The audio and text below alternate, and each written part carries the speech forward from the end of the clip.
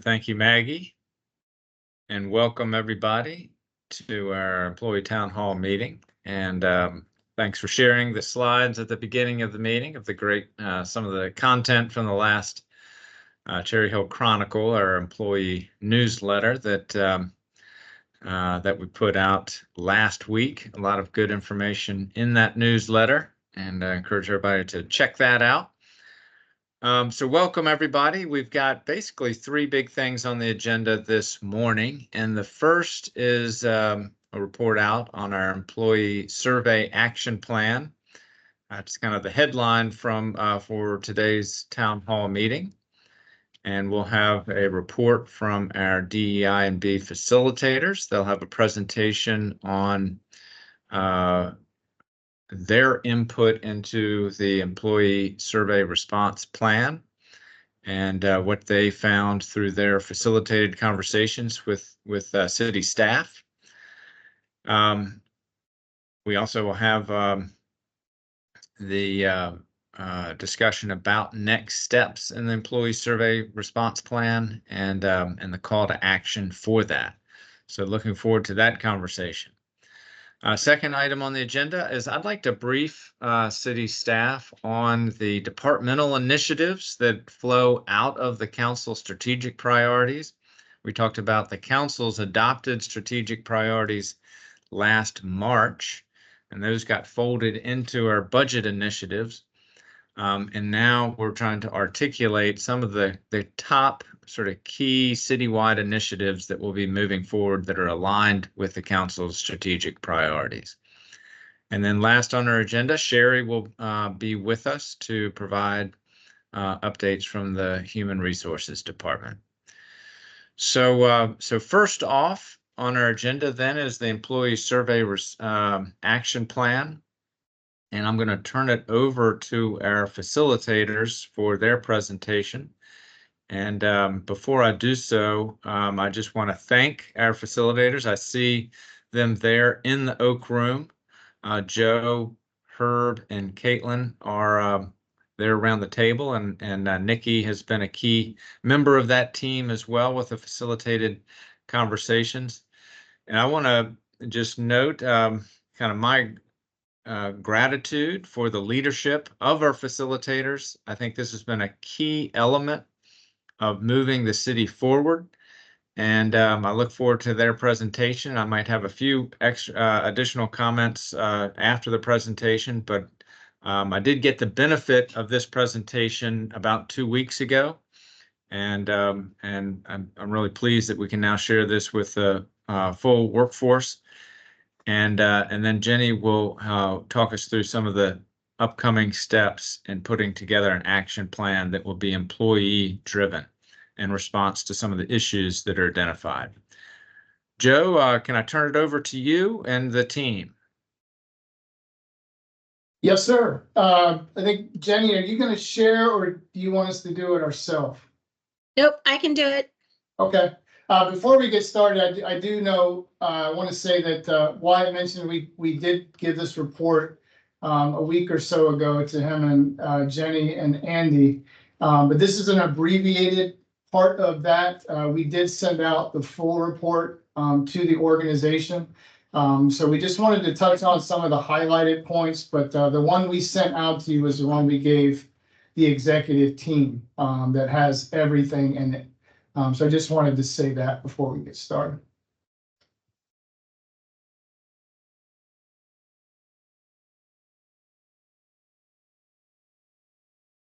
We see it. Thanks, Jenny.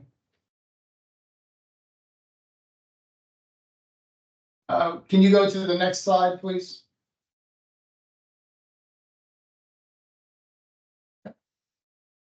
So good morning, everyone. Thank everybody for being online, taking their time out of their day for our presentation. So a little bit about the background and our intro.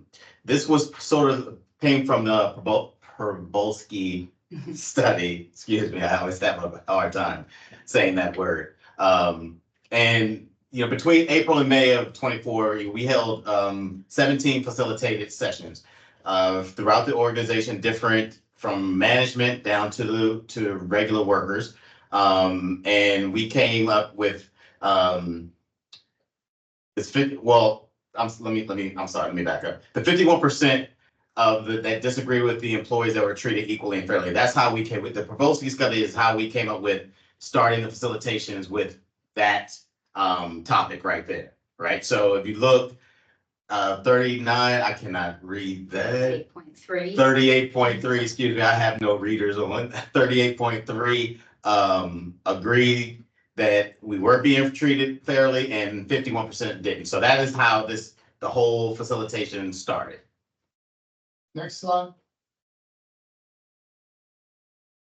So when you're looking at this slide here, the color boxes up top, from the culture assessment that was done in 2022, those colored boxes are symptomatic issues. And they're in every organization, which we'll touch on in just a little bit, but you see them up there. I won't go through everything because, like I said, you can look at it in the whole report, and then you see flowers, and then it comes back. So, but the bottom and also the culture report, there actually are 6 root issues that make up symptomatic issues, right? Those are what causes the symptomatic issues, the root causes. So when you're looking at them, we had 5 within our organization that really played a part in those symptomatic issues. So when you're talking about symptomatic issues up top, those blue boxes on the bottom, unless we really get to the root causes of why we're having symptomatic issues,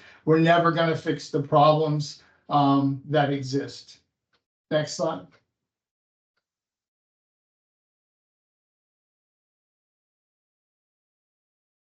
So from those symptoms and root issues that Joe just mentioned, after the 17 sessions, we identified the following 5 symptoms. We sort of categorized everything down into these 5 main symptoms. They are poor communication, policies and processes, either lack of clarity or inconsistent enforcement of the policy and processes, unfair promotions and compensation, staffing or limited resources, and lack of training, which is also sort of lumped in with limited resources. Like Joe said, these are not really super unique symptoms. They're symptoms that are experienced in most organizations. And we've also listed next to them their respective root issues. So we've tied these symptoms to the root issues that sort of cause the symptoms. We also developed root solutions. Those are sort of our most critical and highest priority solutions to implement. They can be summarized as trust, awareness, transparency, and intentionality. I think it's slide 16 of the original full-length presentation that we sent out to CFC all and that we presented to executive leadership. There's a lot more, there's an explanation of what these 4 things are, what they look like, and sort of how to start practicing them. These are critical to the success of the symptomatic solutions that we put in place, and they should really be adopted by the whole organization. If we want to have wholesale change and influence change in our organization, then everyone at every level of the organization needs to adopt these things. 100% of root culture change is human-centered. That means it requires self-awareness, social awareness, and peer accountability, again, on all levels. As trained facilitators, we are committed to being agents of change and facilitating a cultural shift at the root of our organization. And continued effort should always include members of the facilitator team to guide the implementation of the recommendations, both the symptomatic solution recommendations and the root solutions. And yeah, that's all. If anyone has any more questions about the root solutions, we can provide that slide again. But yeah, I think, Jenny, we're ready for the next slide. So one thing we really wanted everyone to know in this organization is we are not unique, and our problems are not unique. In our culture assessment from 2009 to 2018, 94% of executed culture efforts can be bind into one of 5 categories. And you know, if we went back to the last slide, you can see that a lot of our stuff, or, you know, that we have is tied right to this. You know, when you're talking about clarifying mission, vision, strategies, that came up. Structure of personnel movements and changes, you know, getting out and telling the organization what we're doing and how it impacts them is really important. Policy and process changes with our ARs. Training and team building efforts. You know, we talked about training was one of those things that people wanted, but sometimes they didn't know about it, or they felt like they couldn't, you know, do it based off whatever information they received. And then communication efforts. We do a really good job with town halls and all hands, and there are things that came up like making sure that employees can go to a one-stop shop to find things that they need. So as you can see, all of these things here tie into what we do, but we really wanted you guys to know that we are not unique. We're not unlike any other organization. All organizations have issues that they have to address. But to Caitlin's point, it really is going to take a team effort to get these done. And the key symptoms identified resulting the recommendations to leadership with these 5 categories. So I would tell you to really go back and look at the culture assessment, because in that it does say everyone at every level needs to be involved. And if we're not, if we just kind of focus on, you know, the symptomatic issues and we say, hey, look, we have to communicate better. That may last for about a week, but if we don't get to that root issue of why we're not communicating better, or why, you know, people feel like we don't have a clear mission or vision, everything we do is going to be fruitless. Next slide, please.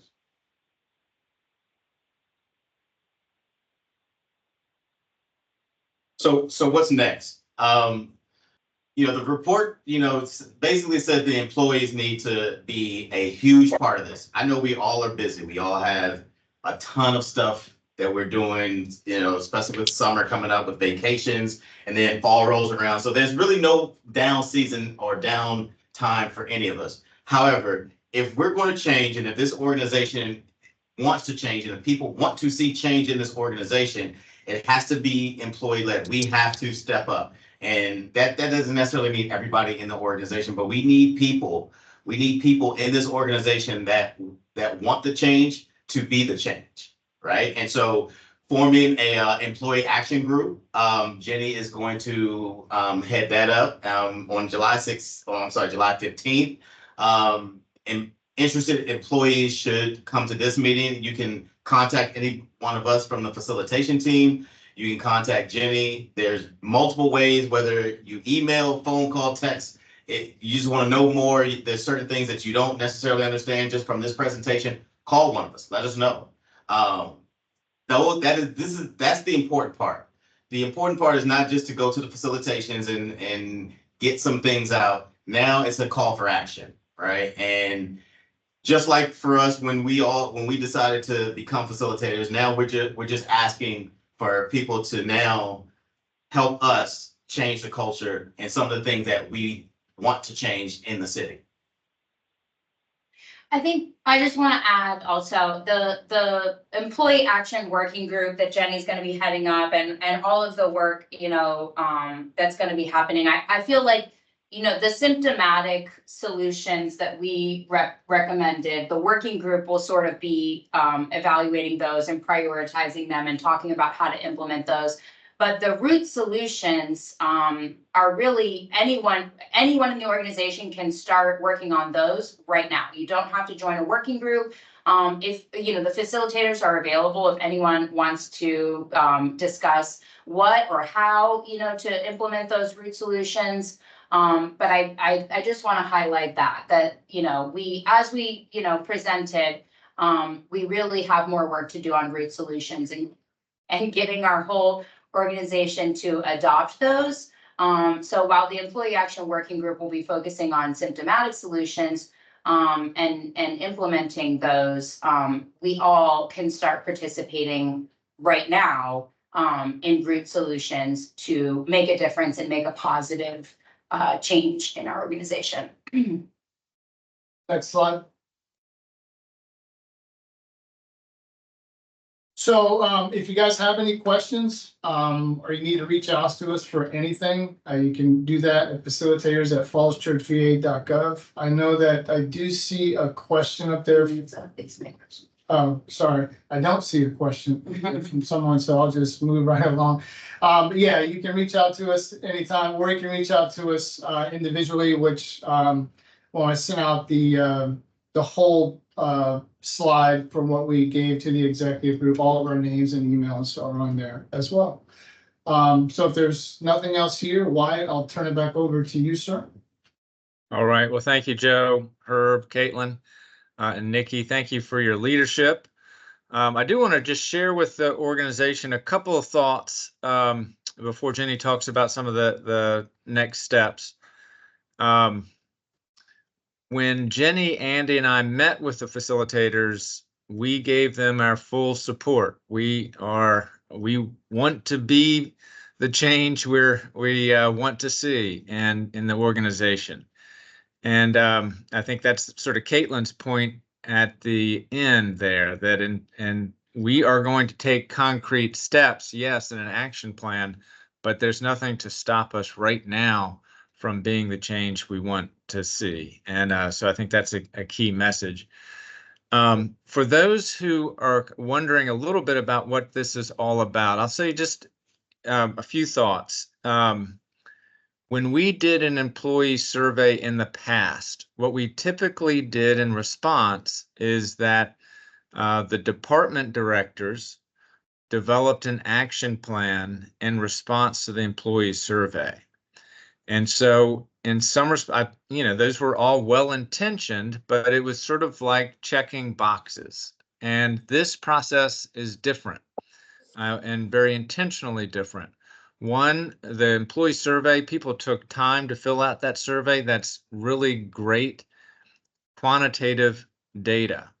In addition, our facilitators convened employees so we could talk about these issues in more depth, and particularly about the survey question about fairness in our city organization, relating to pay, promotional processes, and those types of issues.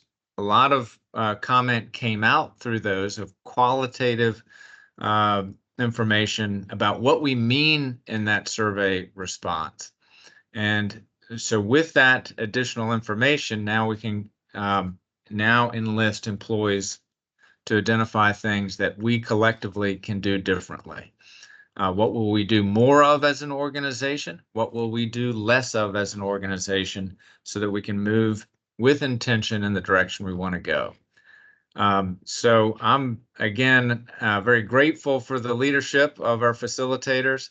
I'm also really excited that this report stays in the language, sort of the diagnostic language that Veritas Cultures gave us 2 years ago.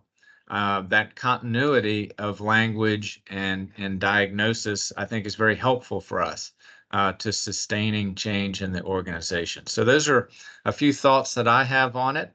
Jenny, let me turn it over to you for a little bit more on next steps. Sure. And there is a question in the chat. I was just about to say, if anybody has any questions, please either put them in the chat or you can email them to townhallmeeting@fallschurchva.gov. So the question in the chat, where can I find the diversity to belonging cultural assessment? Again, was this an email? It was an email, and I believe that it is also on the P drive. I can find that out, but it can also be sent out again. Sorry, I'm making myself a note.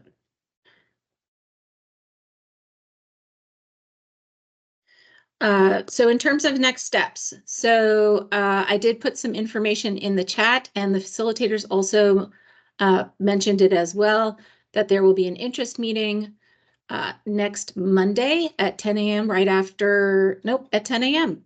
We will not be having the Monday Connection meeting next Monday. So just the interest meeting, July 15th, once again at 10 a.m. In the Dogwood rooms. The invite has been sent out to all CFC all users through either Joe Carter's email or the facilitator's email. I'm not sure which. And at that point, we will cover what the purpose of the group is, what kind of what a loose schedule might be, and if anybody is interested, getting names and emails so that we can start setting up the meetings. So the Employee Survey Action Plan Work Group will be focused on taking the information from the surveys, the cultural assessment, the facilitated discussions, presentation, taking the items that are action items and reviewing those and determining priority in terms of getting those items done. So looking at a potential 1 to 2 year work plan. And I anticipate that we'd have this interest meeting and then probably 2 to 3 meetings after that. The group would, this would be a short-term group to complete the action plan. And then there may be work groups, employee work groups that come out of that in order to achieve certain activities or initiatives that have come out of all of the data that we've collected. So those are kind of the next steps. Will there be another interest meeting for those that can't come on Monday? We did not anticipate another interest meeting. We have, so we can send out the information after the interest meeting as well, but we've been talking about this in Monday Connection meetings, at the EAC meetings, at the Employee Town Hall meetings, that if people are interested in participating in this work group, that they should send the information. Initially, it was to me. Now we have both the facilitator's email and my email are up on the chat. So I think at this point, that would be the last interest meeting, and then we would get started on working. And if you can't come to the meeting, that doesn't mean you can't participate in the group. So if you're interested, just send your information to me or the facilitators, and then we'll get started.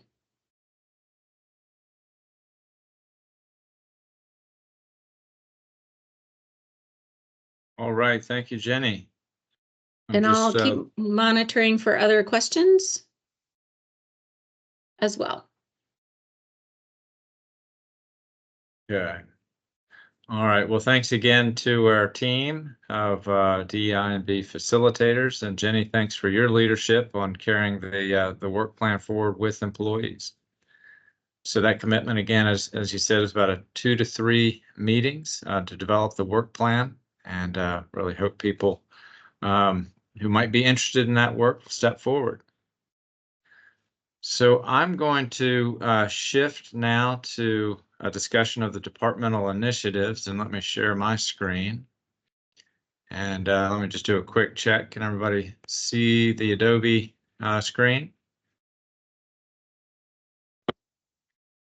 So what we're showing here is a presentation of the departmental strategic initiatives that are aligned with the City Council's 5 key priority areas, and those are in environmental sustainability, transportation, economic development, housing, and good governance. And as we say up front, these strategic initiatives align with the council plan. That it's not all of the work that the city is doing. This is we're trying to have the city council perform in a really important leadership role of saying, kind of, here's the key things we as the governing body want to see change in over the next 2-year planning horizon. This plan is not meant to be inclusive of major development projects, the CIP, our normal day-to-day services and business of the city. And we know that departmental initiatives we have many of those that are not listed here as well. This is really what the council is trying to exert its leadership on. And so we'll walk through what some of the key ones are. So in the area of environmental sustainability, the desired outcome is that the city models leadership in creating environmental sustainability and resilience in both our natural and our built environments. And some of the initiatives we brought forward to the city council. Let me just note, process-wise, we took this to the council on June 24th and had a discussion with it. They gave us some feedback, and we're going to come back to them on July 15th to wrap sort of this document up. And then going forward, we will just report out on our progress in these areas. So some of the key initiatives are implementing our government operations energy action plan. And that very much is sort of centered in DPW, with Brandon in our facilities management and Chris in our fleet management. Those are sort of key players in that.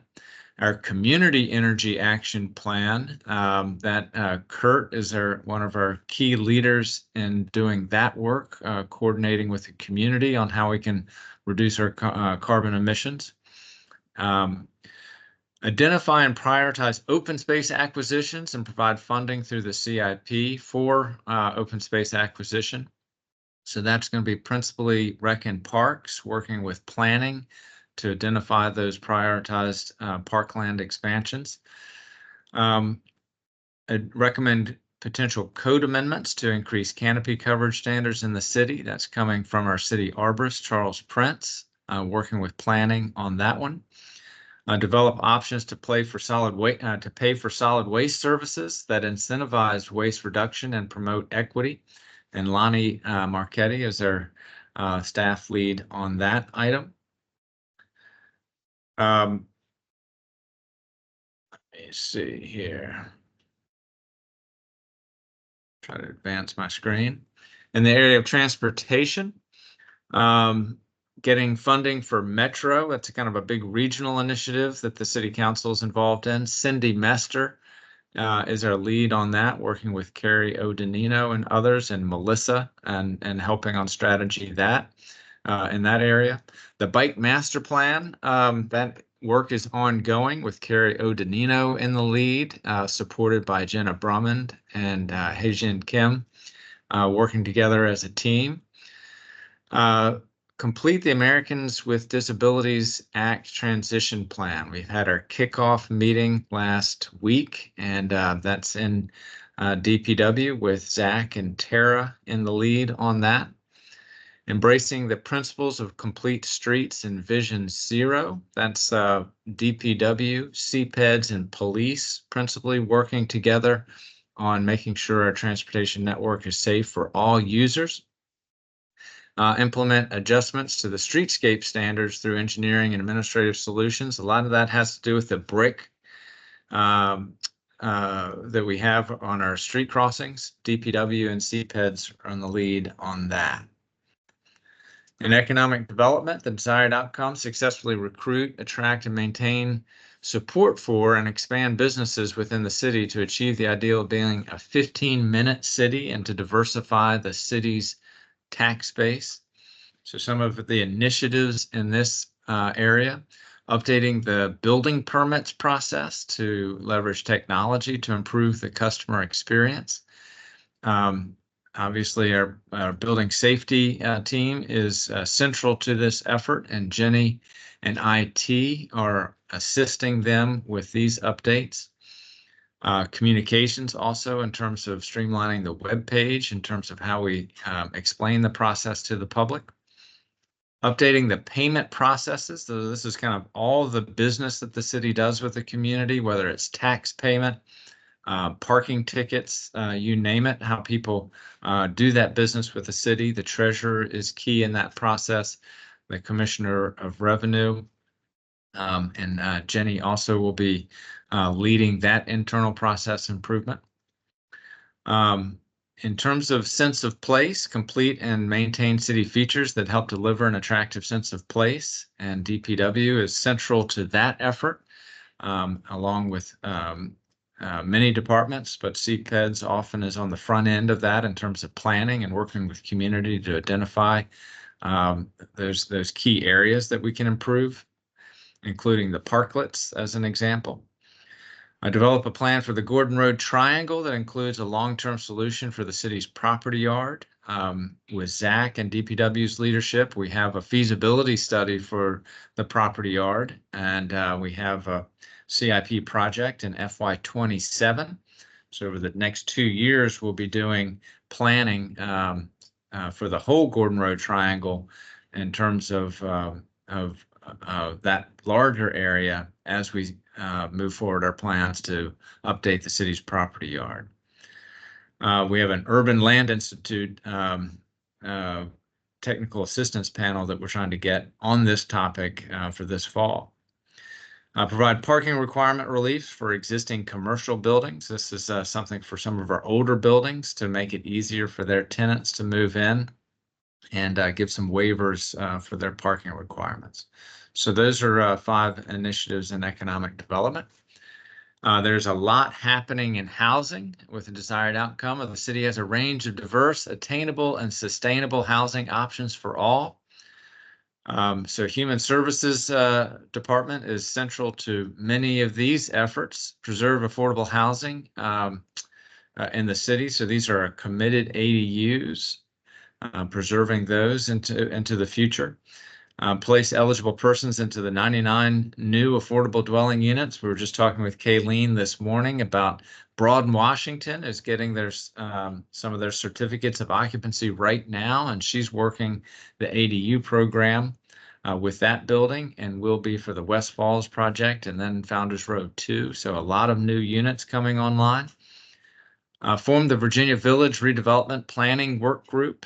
This will be led by Human Services and with Brendan, but also being supported by our planning department. Develop affordable living policy for a council adoption. That's underway right now with Brendan and Dana in the lead on that. Develop zoning code amendments for accessory dwelling units, so granny flats and things like that in for homes in the city where we can create some new housing that way. So that's underway with Jack Trainer in the lead on that initiative.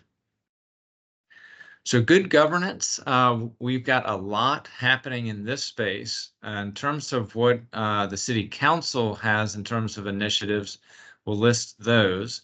But this is an area also where we're working. I think the employee survey action team also will have good governance initiatives coming out of that effort that will be more internal. We'll report those to the city council, but they won't necessarily be on the city council's list, although there is good overlap. First on the council's list, redesign and update the city government website. So Mary Catherine and Maggie will be lead on that. But that is something that touches every department in the city as we update our departmental web pages as part of that effort. Update the utilities and facilities chapter of the comprehensive plan, being led by the planning department, but DPW is a key player in that chapter, and Zoe LaRive is our staff lead on that effort. Develop a citywide customer service program. And so HR will be lead on that with Jenny Carroll. And the thinking on this really is the library has had some of this training where they've articulated very clearly what does customer service mean to us in the library. And this is work we can do citywide. And it's about empowerment of employees. It's about employee wellness as we work with the public, sometimes in difficult and tense situations, and how we can provide excellent customer service across the board. Develop changes to the compensation system that foster workforce development and provide employee growth and opportunities. This one is aligned with the report we just heard about ensuring fairness and consistency in our pay and promotional policies and how we carry those policies out across the city. So this is a big one, and the city council has that on their initiatives. The city council added one on transparency and ensuring that we don't have conflicts of interest in the development process. So that's a summary of what's before the city council. We've really worked hard to have this be a disciplined list. 2 years ago, the council's work plan, as it was called, had about 87 or 90 initiatives on it. We've reduced that down to 25 so that we can be more focused. And again, as I said at the beginning, this is not inclusive of all the work that we're doing on new initiatives across the city. This is really where the council is articulating kind of where it wants to put its efforts in terms of improvements and change in the city. So I wanted to share that with the workforce and be happy to answer any questions about it. We're making a couple of tweaks to it over the course of this week. For instance, in transportation, I think one of the council priorities was promoting micro mobility. And so we want to flesh that out a little bit more about what that means. And we'll be talking with planning staff and DPW on that. So a few other tweaks, but it's basically going to look like this as we present it on July 15th. So let me stop there and see if there are any questions or comments on these initiatives and the way we're presenting them.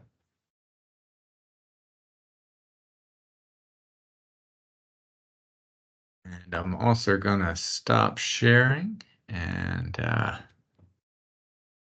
Jenny, I don't know if we've had any, as I was no, I'm not working seeing any through all questions. this and see if we had anything in the chat that came in or any hands raised.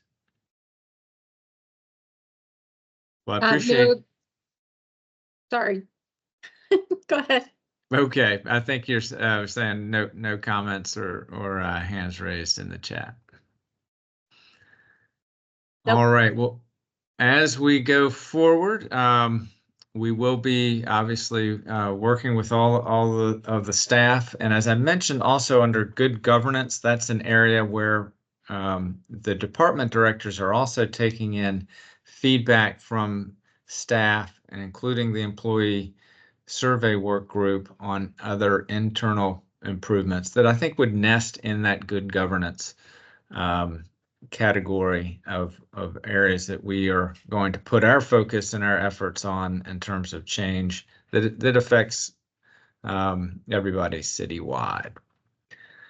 So appreciate the opportunity to share that with you all and look forward to next steps in that process.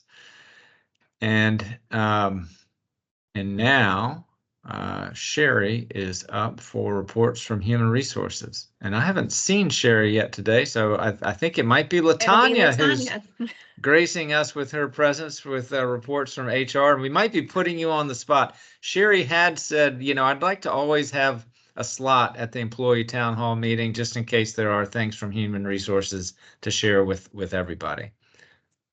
It's okay. I'm always used to being put on the spot. So yes, indeed. I'll share just a few things. Just a reminder that the July 1 merit increases have taken effect, and your increases should be reflected on your July 19th paycheck. If there's any issues with that, please let us know. It is my intent to send the salary change notifications out no later than Wednesday, July 17th. Also, for your paycheck, just make sure all your FY25 benefits, all your elections, flexible spending, and any other things that you elected are being deducted and being deducted correctly from your paycheck. Any issues with that, please let us know in HR. Sherry wants me to remind you all as well, the increase in the 457 pre-tax. So if you aren't contributing at least $35 on 457, please do so. And you can sign up in the ESS. And you need to do that no later than Wednesday of this week for it to be effective starting, for it to come out of your paycheck next week. And there will be a representative, Antoinette from Mission Square will be here on July 16th to discuss retirement savings and also to discuss how to read your pension statements. So if you're interested in that, I'm sure Sherry should be here tomorrow. We'll send an email out about any slots or what that meeting looks like. So that's all I have for HR. Also, I want to say that as mentioned earlier in this morning's meetings, the July 1 classification plans are now available in the P drive so that you could see the salary ranges and those adjustments. I think I saw Rachel's hand. No. That's No, it for it was me. the error. My apologies. Okay. Well, hi, Rachel. Good morning.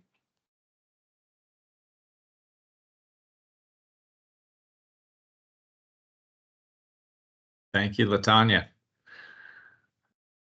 Appreciate that information. News you can use. Well, that gets us through our agenda this morning. Everybody, thank you for tuning in. One last thing I will note, human resources news-wise, we do have interviews for our HR director position that will be occurring this week, and we'll keep folks informed about how that's progressing. And